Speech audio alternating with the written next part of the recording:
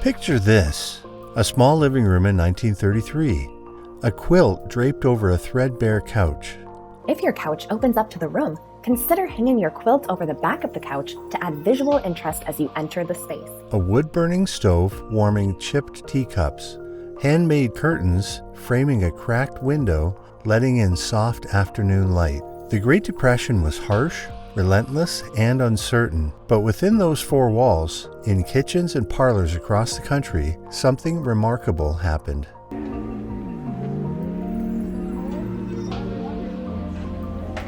With very little money and a lot of heart, women and families found ways to turn scarcity into sanctuary. In today's video, we're stepping into the world of Depression-era homemaking, how ordinary people transformed their homes into places of warmth and resilience. Feed sack curtains, sewing beauty from necessity.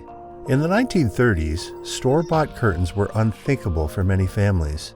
Money was tight and every penny counted towards food, rent, or coal. But even in hardship, people craved beauty, warmth, and privacy in their homes. Enter the humble feed sack, which was used to package staples like flour, sugar, cornmeal, and chicken feed. These sacks were typically made from sturdy cotton fabric, and as the Depression wore on, manufacturers took notice of a rising trend. Women were reusing the cloth to make garments, linens, and home decor. What started as necessity soon evolved into a quiet revolution in frugal creativity. Companies like Southern Mill and Bemis began printing their feed sacks in colorful, often floral patterns. Pink roses, cornflower blues, soft yellows. They began to design them specifically with homemakers in mind. Some even printed cutting guides on the inside of the sack for making aprons or pillowcases. Curtains made from feed sacks brought color to kitchens and bedrooms. A homemaker might start with 3 matching sacks. First, she would wash out the flour dust. Then, she'd remove the stitching and iron the fabric flat. Using scissors, she'd cut the pieces carefully. She could sew them by hand or use a foot-powered Singer sewing machine. The result was bright, cheerful curtains that let light in and made the room feel warm and inviting. But curtains were just the beginning. Children's clothing, baby bonnets, table runners, and even underwear were sewn from feed sacks. Families traded patterns in local sewing circles or clipped ideas from magazines like The Farmer's Wife and other publications as well. If a neighbor had a polka dot print and another had stripes, they might swap half a sack to get matching designs. These items were both functional and personal. A curtain sewn by hand, hung above a kitchen sink, didn't just block the sun. It told a story of care, of resourcefulness, and of homemaking in the deepest sense. Refinishing and repairing furniture, making old things new again. When furniture cracked and wobbled during the Great Depression, families didn't toss it to the curb. They didn't have that option. Instead, they rolled up their sleeves and brought the pieces back to life with sandpaper, nails, and a healthy dose of elbow grease. If a wooden chair leg broke, it might be reinforced with a dowel or some wood glue. And clamps fashioned from belts or twine would hold it in place overnight. Deep scratches on a dining room table could be buffed out with steel wool, then stained using homemade polish from vinegar and oil. If paint chipped off a dresser, children might be enlisted to sand it down. Together, the family would repaint it, sometimes in mismatched colors, using leftover house paint, turning it into something entirely new. Repurposing was just as common. A milk crate could become a nightstand. An old wash tub flipped upside down might serve as a makeshift end table. Springs from a discarded couch were used in garden trellises or even reworked into crib mattresses. Upholstery repair was a whole craft in itself. Cushions were restuffed with shredded newspaper or cotton batting salvaged from old quilts. Slipcovers were sewn from curtain remnants or worn-out clothes. A worn-out armchair wasn't trash, it was literally a new project. These repairs weren't done alone. Fixing furniture often became a family activity. Children learned how to use hammers safely. Parents showed them how to make glue from flour and water. They also taught them how to line up drawer tracks so they worked properly. It was a hands-on way to learn useful skills. This idea of fixing broken things and making them useful again was at the heart of homemaking during the Depression.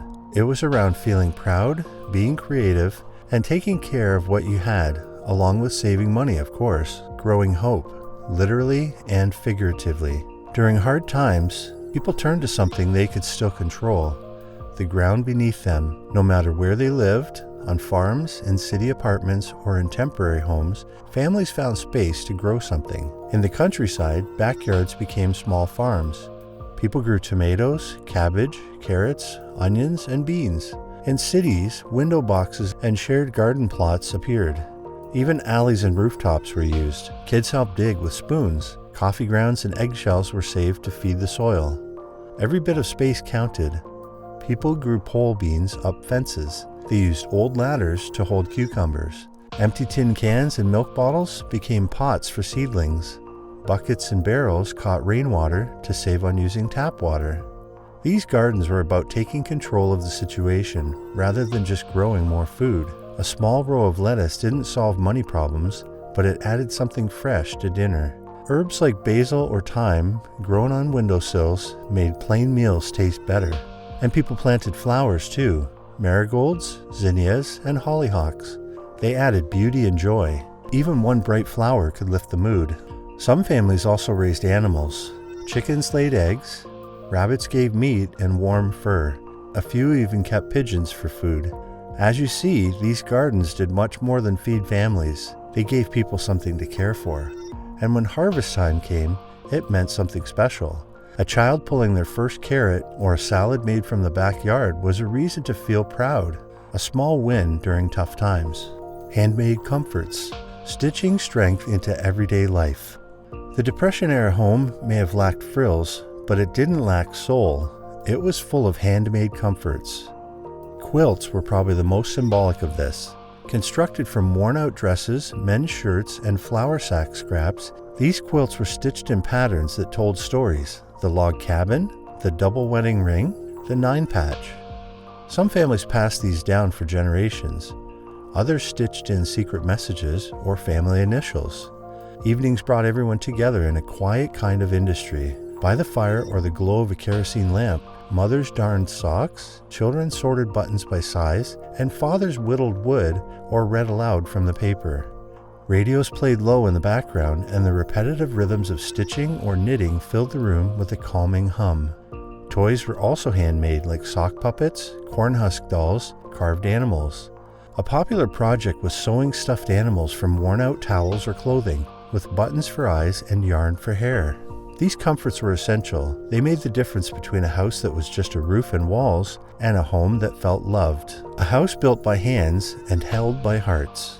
Homes in the 1930s often bore the marks of hardship, peeling wallpaper, patched windows, and floors that creaked underfoot. But they also bore the fingerprints of care, of people who believed that even in the darkest times, you could build something warm and lasting. Everyone contributed. Older siblings watched younger ones. Children learned to peel potatoes, stir biscuit dough, and hang laundry to dry.